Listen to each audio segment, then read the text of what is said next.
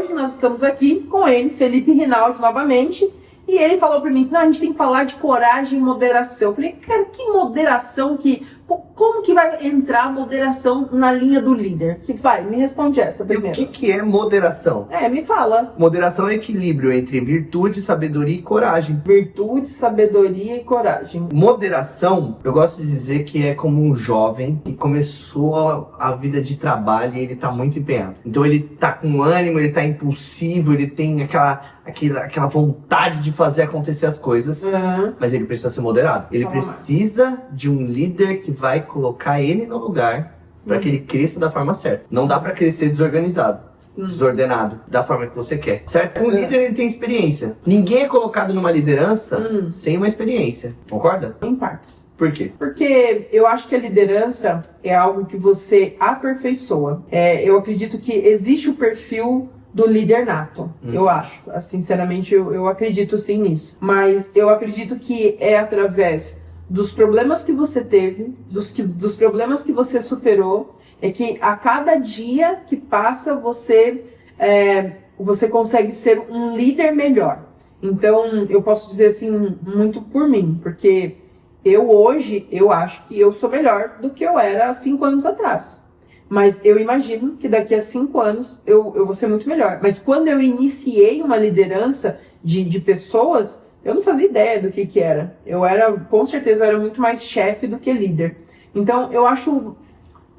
pode ter pessoas que se preparam para isso? Pode. Mas eu acredito que a liderança, ela é muito do instinto, assim, evidentemente. E muito mais do seu dia a dia, da prática. Eu acho que são habilidades que você vai atribuindo a uma pessoa, são algumas habilidades que você vai atribuindo, e nisso sim ela vai melhorando, ela vai se aperfeiçoando, e aí com algumas características natas, então, poxa, de ser uma pessoa destemida, de ser corajoso, e aí sim você vai melhorando, entendeu? Perfeito. Então, a gente tá falando que você começou 18 anos, não como líder.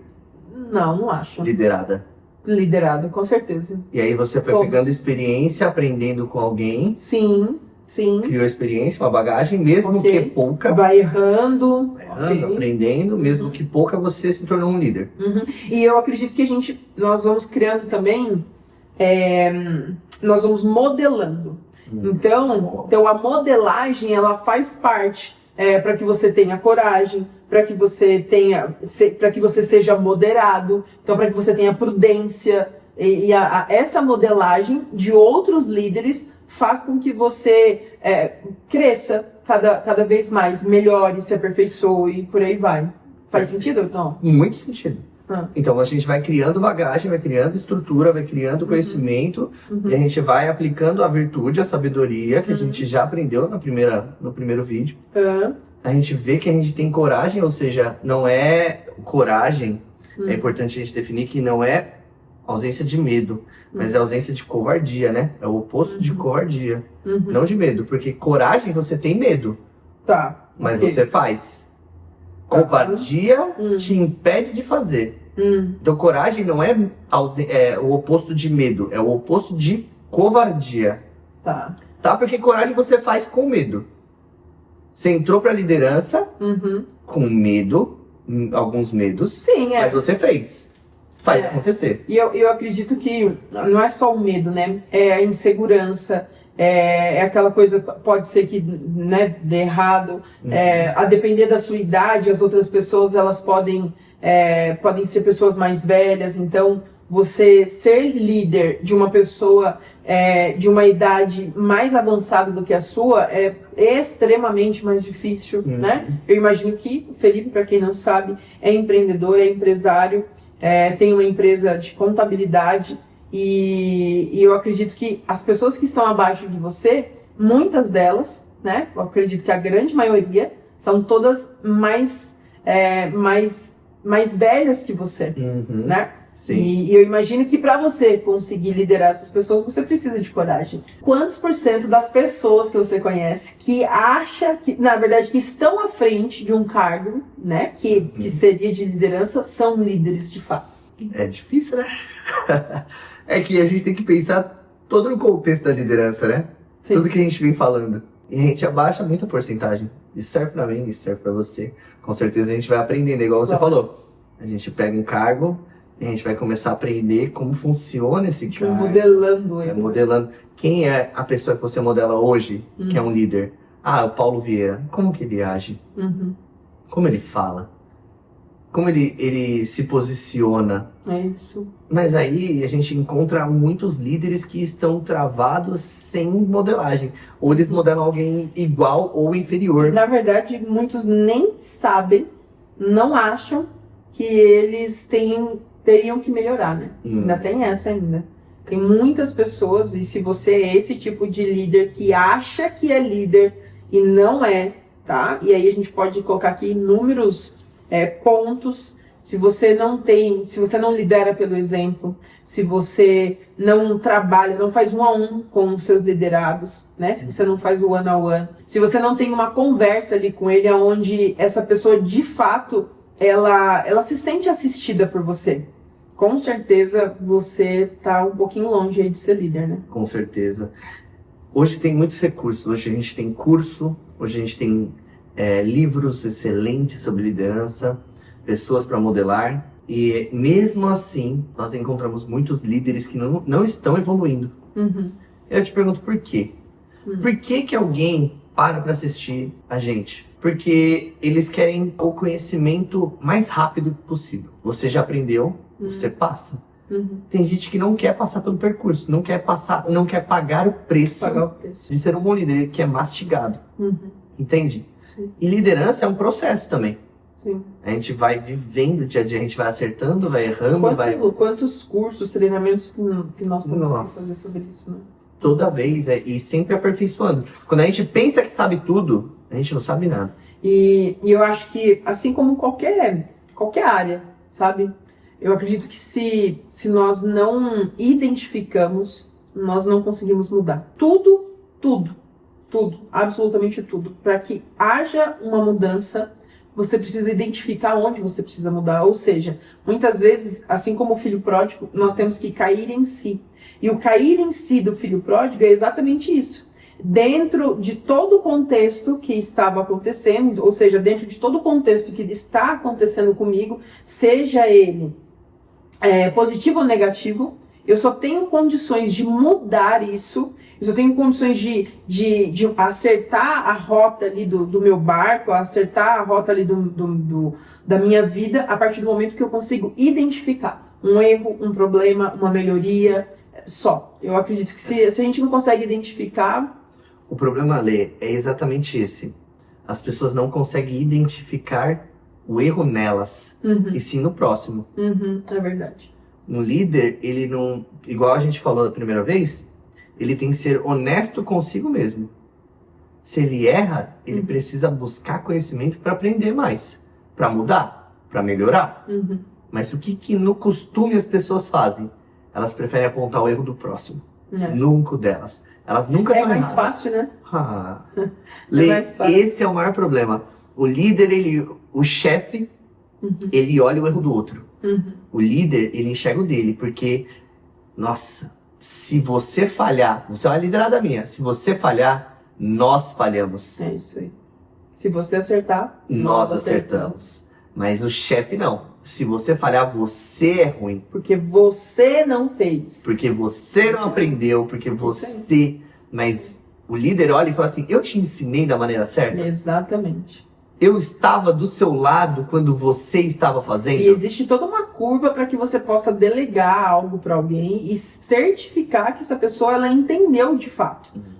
Depois eu gravo uma aula sobre isso daí. E é importante porque a maioria das pessoas, elas falam assim, vai lá e faz isso. E vou ser sincero para ti, por muitas e muitas vezes, eu fui esse tipo de pessoa. Porque eu achava que a pessoa ela já tinha que saber o que ela estava fazendo. Eu achava que a pessoa, ela já tinha que ter aquela... Não, mas ela tem que saber... Não, irmão, ela não tem que saber de nada. Não, é você que tem que sentar o popô, você que tem que explicar para ela, você que precisa entender se a sua comunicação foi coerente e se fez entender no outro. Porque o óbvio, é ridículo essa frase, né? Mas o óbvio, ele precisa sim ser dito, né? Lê, eu tenho para mim que tem pessoas que elas são limitadas. Uhum. De fato. De forma cognitiva. Concordo. Elas são limitadas e tá tudo bem. Se ela vai ser para sempre aquilo e para ela tá tudo bem, ok. Nesse caso, o que o líder faria? Como você agiria se você vê um colaborador seu e ele não evolui? Para ele, se ele fizer 5 vendas por mês, bateu a meta ali, 5 vendas, tá bom. Ele não quer crescer mais. Você demite? Você instrui ou você mantém? Depende. Depende, porque eu já tive esse tipo de vendedor. E o primeiro ponto que eu fiz foi treinamento. Então, apliquei todos ali, tipo, desde o passo da venda, enfim, dei toda a parte de treinamento para a pessoa. Depois do treinamento, e na verdade junto, né, de forma paralela, foi feedback, né? Feedback, ele precisa acontecer, e não é um, não são 2, são vários feedbacks. Terceiro, 1 a 1, tem uma grande diferença de 1 a 1 para feedback, tremendo, né? E aí sim, terceiro, existem pessoas que simplesmente não são ambiciosas. Não são. E tá tudo bem. Ou seja, você errou na contratação. Porque, por exemplo, para a contratação de vendedores, né, de representantes, de closer, enfim, qualquer nome que a gente queira dar, para mim precisa ter 3 habilidades inegociáveis. A primeira, ele tem que ser ambicioso. O vendedor que chegou a 5 mil no mês e para ele já tá bom, para mim já não serve. O vendedor, ele tem que ter, a meta é piso, o vendedor, ele precisa de ter metas altas. Eu costumo brincar que vendedor bom para mim é vendedor que está com o CPF bloqueado. Esse é o melhor vendedor. Porque é o cara que ele vai arregaçar as mangas e ele vai. Então, ambição. Segundo ponto que o vendedor, para mim, em uma contratação, ele precisa ter técnica. Hoje, 70% das vendas, elas não são mais de um produto. 70% de uma venda é técnica, tá? 30% é o seu produto. E terceiro ponto, e não menos importante, ao contrário, na verdade, o vendedor, quando eu vou fazer a contratação, ele precisa ter gestão das emoções. Ele precisa ter inteligência emocional para saber lidar com o não. Ou seja, olha como é importante, por isso que eu falei para você, depende. Olha como é importante, dentro de uma pergunta, a gente entender todo o contexto. Porque se nós não fazemos lá no início uma contratação certa, nós vamos sofrer absolutamente todo o restante do processo. E quando eu deixei de fazer essa contratação certa, ou, na verdade, eu não tinha conhecimento suficiente naquela época para fazer esse tipo de contratação, e eu contratei errado, eu contratei esse tipo de vendedor. Então não adianta eu dar o feedback, fazer 1 a 1, dar treinamento para ele. Não adianta, porque a habilidade dele não condiz com o que eu espero dele. Sim, começou na contratação. Exatamente. Contratar certo. Não, você limita muito. Então assim, e aí esse é o início da liderança. O início da liderança, ele entra desde quando você faz o job description ali da sua vaga, para o que você quer, o que você espera, qual é a função que ele vai ter, quais são as habilidades técnicas, quais são as habilidades comportamentais que essa pessoa ela precisa ter para dentro daquela vaga. Perfeito. Lê, agora vamos supor que você contratou uma recepcionista, alguém da limpeza, e essa pessoa não evolui. Você entende que manter faz sentido? Não. Não? Não. O que você prefere? O que você entende disso? Não, você acredita que todo mundo tem que evoluir sempre? Sim. Pra mim, se a pessoa para trabalhar comigo, na verdade, eu já falei isso pra você. Se uma pessoa ela quer andar comigo e eu não vejo nenhum tipo de evolução, eu não vou fazer isso, porque ela vai me puxar pra baixo. E eu quero que quanto mais dívida você tiver, melhor vai ser. Eu aluguei essa casa aqui e todo mundo acha que eu sou louca por alugar essa casa. Que eu sou um deles. Eu Mentira. Não, mas todo mundo já me falou. Ninguém falou assim, nossa, parabéns, você tá fazendo certo. Não, mas é por quê? Porque é a minha visão. Eu não aluguei um apartamento, eu não estou em um apartamento, eu não saí de um apartamento de 3 mil reais para um apartamento de quase 15 mil reais porque eu quero mostrar o que eu não sou. Não, não é para isso. É porque esse apartamento ele tem que me render. Ou seja, se eu não tiver uma pessoa que vai comprar a minha ideia, ainda que seja difícil, mas se eu não tiver uma pessoa que vai me puxar para cima, eu vou ter pessoas que vão me puxar para baixo.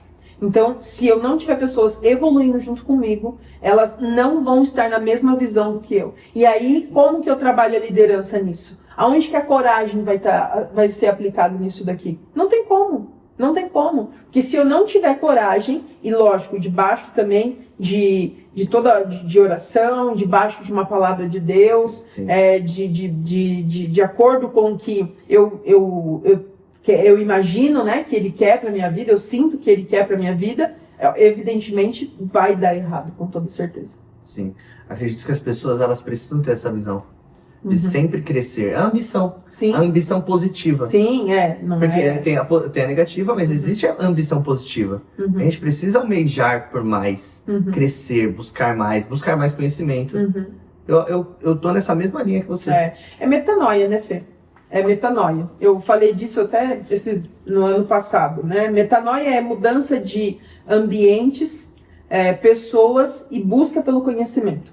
A partir do momento que você busca por conhecimento infindável, infalível, de forma a crescer mesmo, sabe? Você começa assim a sentar em mesas diferentes, você começa a ter pessoas diferentes à sua volta. Ontem eu fiquei até as 2 horas da manhã assistindo uma masterclass do Alan. E nessa masterclass ele falou tantos assuntos ali que, sinceramente, eu hoje, no meu círculo de amigos mais próximos, eu não tenho condições de falar. Não tenho. Por quê? Ninguém, primeiramente, todo mundo ia ficar boiando, sabe? Não, é verdade. É verdade. Tipo, inteligência artificial hoje em dia, 31 de maio aí, de 2025, não é algo tão assim. Não, mas ontem foi uma aula, assim, foram mais de 4 horas que eu vou falar pra ti. Tipo, eu não tenho com quem conversar isso. Eu não tenho. A mesa errada. É a mesa errada. Você entendeu? E assim, na verdade, nós temos várias mesas também, né? Sim. Nós temos a mesa nós temos a mesa onde nós nos doamos mais. Mas eu prefiro estar na mesa onde eu sou a mais burra. Eu prefiro estar na mesa onde eu sou a que menos sei. Porque ali é onde eu vou aprender mais. Lê, isso tem muito a ver com coragem. Porque sair da mesa que a gente está sendo o mais inteligente requer coragem. Sair dessa mesa requer coragem. Sim.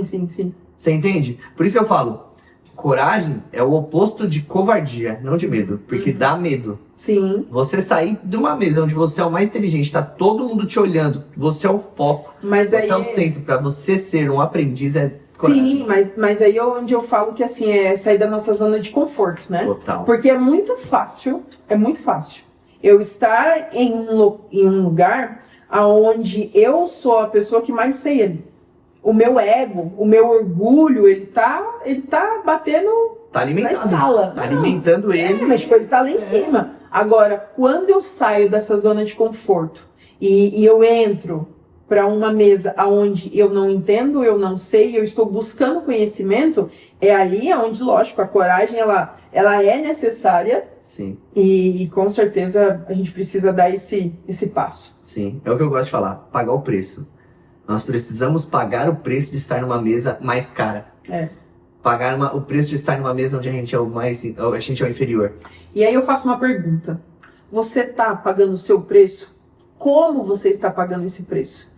Não faz sentido para você estar em mesas diferentes, buscar um conhecimento, seja em qualquer área. Em qualquer área. Você precisa estar em constante aprimoração. Você precisa se modelar o tempo inteiro. Seja um cristão em Jesus, seja um líder, seja na área social, na sua área financeira. Quem você modela na sua área financeira? Uma pessoa que foi quebrada, mas se ela foi quebrada e conseguiu passar por isso, aí você modela ela. Então, assim, nós temos que ter modelagem em todas as áreas da nossa vida. Todas, as 11 áreas da nossa vida, nós precisamos modelar. Com certeza, e eu sempre falo que um bom líder é aquele que espelha alguém que é um bom líder melhor. Sim, com certeza. Então, por exemplo, todo líder precisa ter coragem. Não existe um grande líder que foi covarde. Se você pegar os grandes líderes, Martin Luther King, Mahatma Gandhi, Nelson Mandela, Davi, o rei Davi, Sim. Jesus Cristo, você entende? Sim. Todos eles não foram covardes. É verdade. Porque a história não ia mudar se eles fossem maus, se eles fossem covardes. Alguém precisa mudar a história. Alguém precisa dar um passo para frente. Alguém precisa fazer a diferença. E muitas vezes você, o líder, está assistindo isso, precisa fazer a diferença onde você está. Precisa se posicionar, precisa falar da forma certa, andar com a pessoa certa e evoluir. E a pergunta é assim, né? O que você está fazendo, né? O que você está fazendo para sair da sua zona de conforto? Aonde que você está indo, né? Para que você tenha essa coragem, essa audácia, né? Então, a gente precisa, de fato. Posso te fazer uma pergunta? Bora? Eu adoro fazer essa pergunta. Lá vai. O que a Lê de hoje falaria pra Lê que começou lá atrás? Não desiste. Assim como nunca me passou pela cabeça. Eu sempre soube que o que eu estava passando, o que estava acontecendo na minha vida era um momento. Assim como os momentos bons, eles são os momentos. E assim, os momentos ruins, eles também são os momentos. São um momento. E eu acredito que ter a fé, né? O não desistir é você ter fé.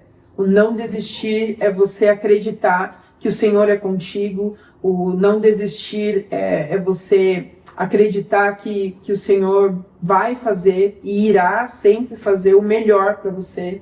Então, é o que eu tenho certeza, é o que eu nunca duvidei, sempre acreditei absolutamente sem duvidar, que mesmo pegando condução durante 6 horas em um dia, 3 horas para ir para o serviço, 3 horas para voltar, era o que ia me fazer, eu não digo chegar aonde eu cheguei, porque eu não estou nem a 1% do que eu almejo, da minha ambição, né? Em levar o nome do Senhor, em levar a palavra do Senhor, em poder mostrar para as pessoas que se há 7 anos atrás eu passava necessidades, se hoje eu não passo, é por única e exclusivamente graça dele, e não existe a mínima possibilidade do favor imerecido dele na minha vida. Então, eu falaria, não desiste, não desiste. Tudo é passageiro. As coisas boas e as coisas ruins, elas são passageiras. É só questão de você acreditar sem duvidar. Não se acomode. Não ficar murmurando, não ser uma pessoa que fica se queixando, se lamentando, sabe?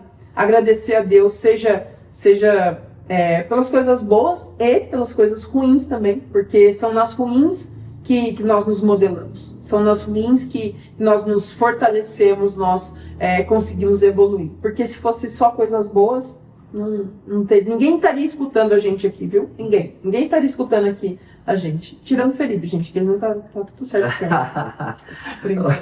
Um outro ponto muito importante, Lê, você falou sobre o aluguel de 3 para um de quase 15 mil. Isso.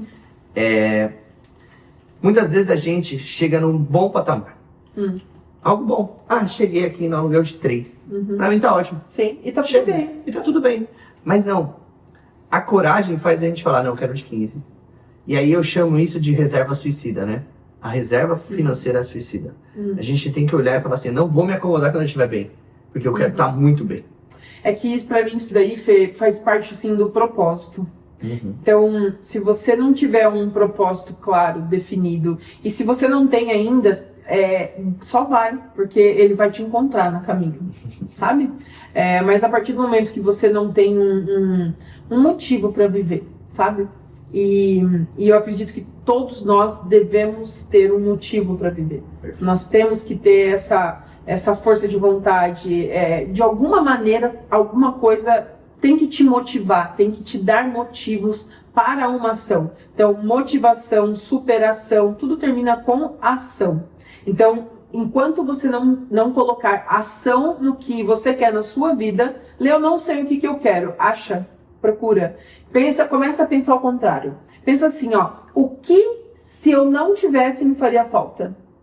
O que te faria falta se você não tivesse hoje? Pronto, você começa a entender algumas motivações para sua vida.